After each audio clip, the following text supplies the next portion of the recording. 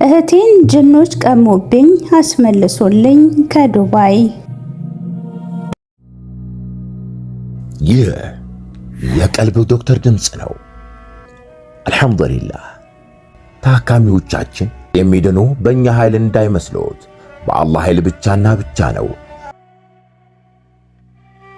ከቀልብ ዶክተር ዓላማ ውስጥ የአላህን ተአምር ማንገስ ዋነኛው ነው። በየጊዜው በቀልብ ዶክተር ታክመው መዳናቸውን ማመን እስከሚያቀታቸው ሲቃይ የተናነቃቸው ሲገልጹ የአላህ ተአምር ምን ያህል የገዘፈና ግልጽ እንደሆነ ያሳየናል። ከህመም ወደ ጤነኝነት፣ ከጭንቀት ወደ ደስታ፣ ከጨለማ ወደ ብርሃን፣ ካላሰቡበት ወደ ስኬት የደረሱት በአላህ ተአምር ቢሆን እንጂ። ልብ ለአላህ እጅ የሰጠና የተናነሰ ሲሆን ግልጽ ይሆናል። አላህም እንዲህ ይለናል፣ አላህን ትገነዘቡና በእርሱም ታምኑ ዘንድ በችሎታው ላይ ያስረጅ የሆኑ ግልጽ ተአምራቶችን ያሳያቸዋል። አልበቀራ። ኑ ባላህ ቃል ያላህን ተአምር እናግስ። ሕክምና ማግኘት ሲፈልጉ ይሄንን ሊንክ ይጫኑ።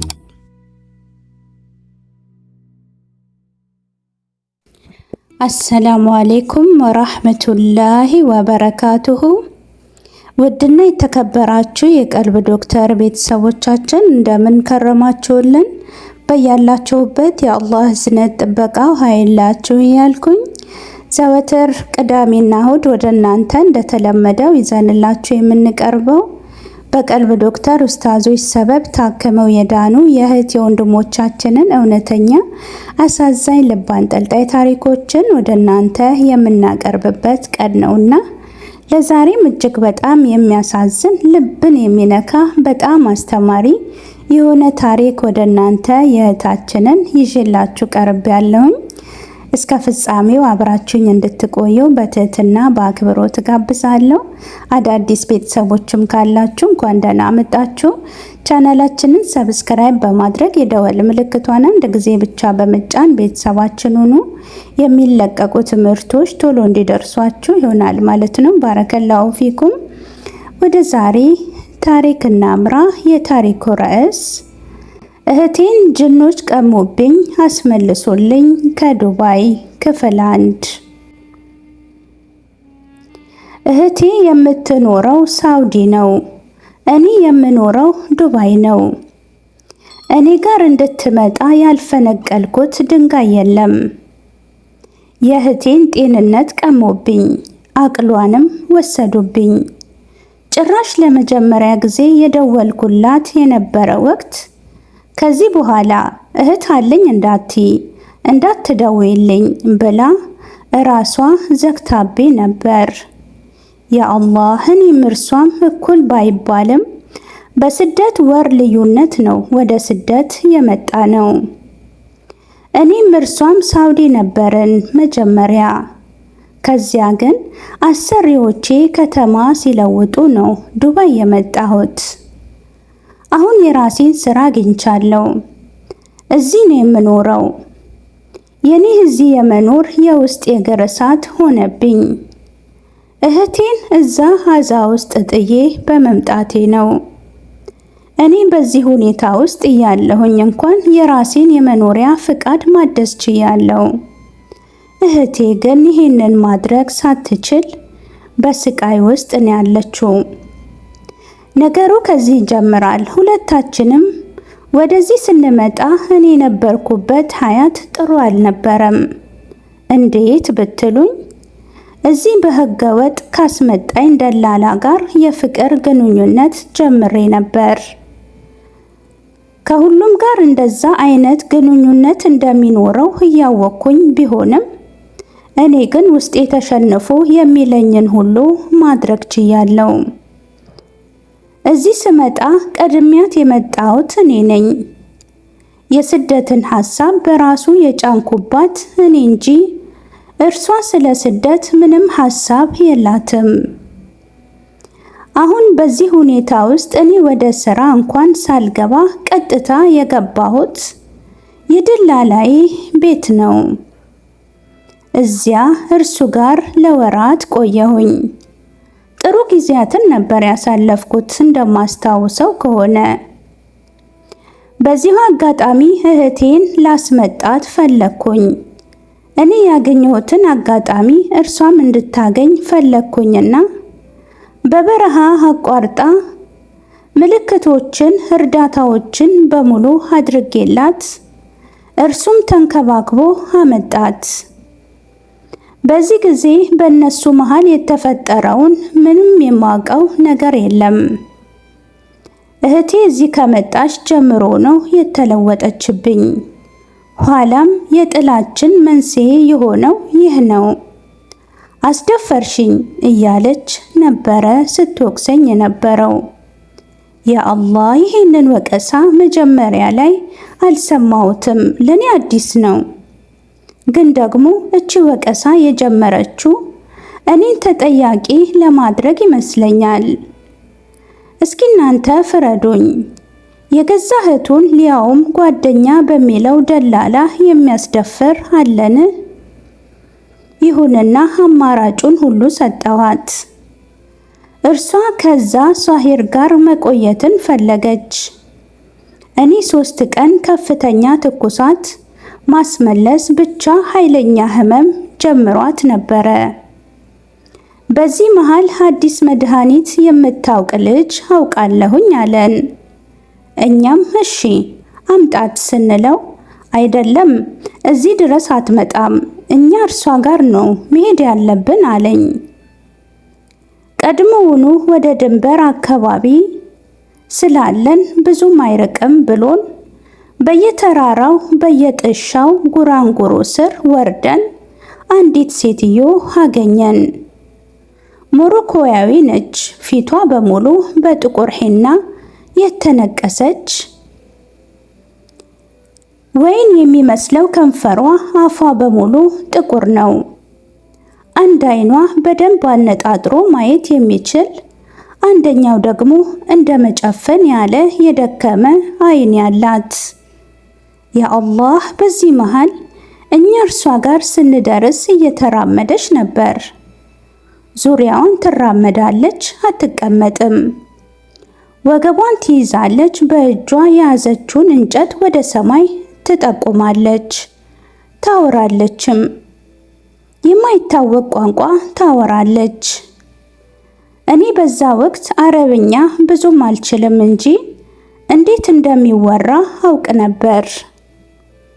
እርሷ አረብኛ አታወራም። እኛ ከመጣን እርሷ ጋር ሰዓት አልፎናል፣ ግን ደግሞ አናግሯትም አላለንም፣ ተቀመጡም አላለንም። በዛ ሙቀት አስቆሞን ይጠብቃል። እኔ ከረጅም ጉዞና ከድካም የተነሳ እግሬ ሽብርክርክ ይል ነበር። ሴቲቱ ስትራመድ አንዴ ወደ ላይ፣ አንዴ ወደ ጎን፣ አንዴ ወደ ኋላ ነው።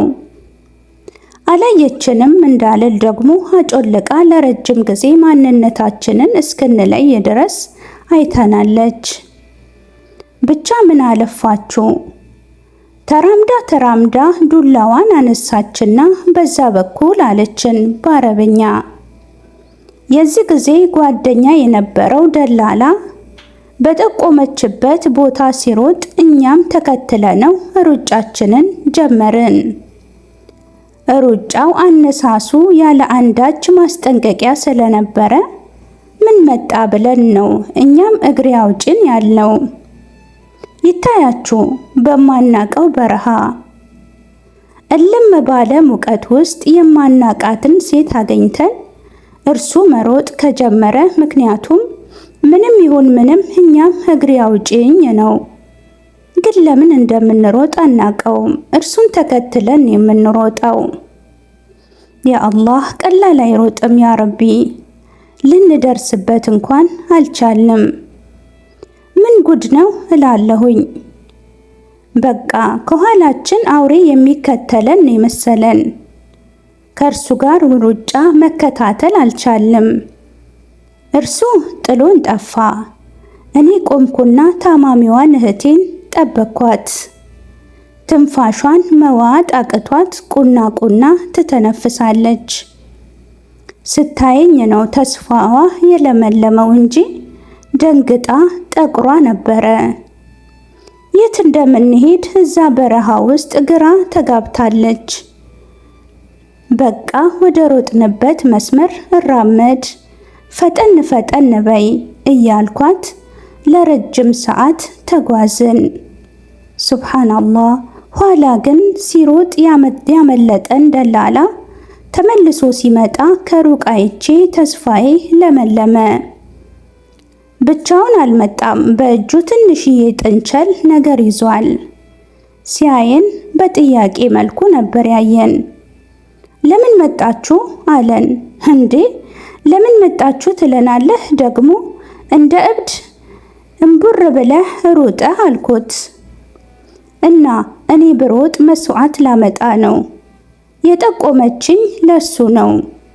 እናንተ እዛው አትቀመጡምን ብሎ ተቆጣ።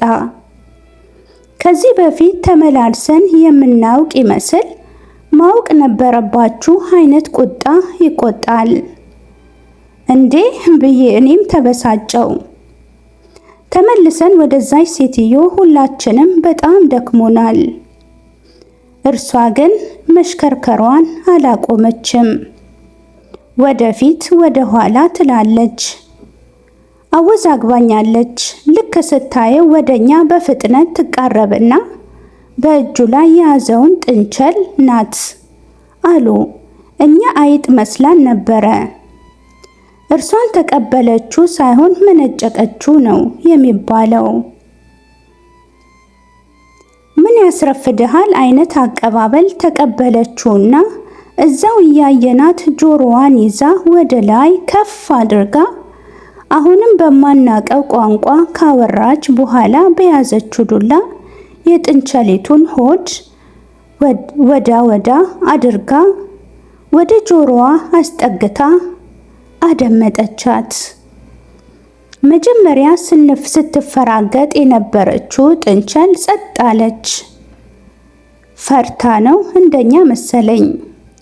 ከዚያም ዱላውን ወደፊቷ ጣለችውና ወላሂ በሁለት እጇ ጥንቸሊቱን አንገት በጥሳ ሳለችው። ሰው ያንን ያክል ጉልበት ግን እንዴት ሊኖረው ይችላል? ፍጥነቷ የሰላ ቢላ የቆረጣት ያህል ነው አንገቷን ብጥስ ያደረገቻት። እኔስ ይሄንን ሳይ ደርቄ ቀረው። ይህ ታሪክ ክፍል 2 ይቀጥላል። እህቶቻችን ምን አጋጥሟቸው ይሆን? እንዴትስ ሆነው ይሆን? በጣም ያጓጓል። በክፍል 2 እስክንገናኝ ስላዳመጣችሁኝ ከልብ አድርጌ አመሰግናለሁ። ወሰላሙ አለይኩም ወራህመቱላሂ ወበረካቱሁ። እንኳን ወደ ትክክለኛው የአፍያ መንደር በሰላም መጡ። የቀልብ ዶክተር በሲህር በጅን በአይንናስ እንዲሁም የስነ ልቦና ጫና የደረሰባቸው የሰው ዘር ፍጥረታት በሙሉ ታክሞ የሚድኑበት ነው። ሕክምናው በቁርአን፣ ሕክምናው በአስካሮች፣ ሕክምናው በዱዓዎች በሰደቃ የሚካሄድ ሲሆን ነቢያዊ ሱናን በተመረኮዙ እጅግ ጥበብና እውቀትን ባካበቱ የሩቃ ዶክተሮች ይታከማሉ። እወቁ፣ ሕክምናው ሸሪዓዊ ብቻ ነው። አያምልጦት፣ እድሉን ይጠቀሙ። ባሉበት ሆነው ራስዎን ያክሙ። ሕክምና ማግኘት ሲፈልጉ ተከታዩን ሊንክ ይጫኑ።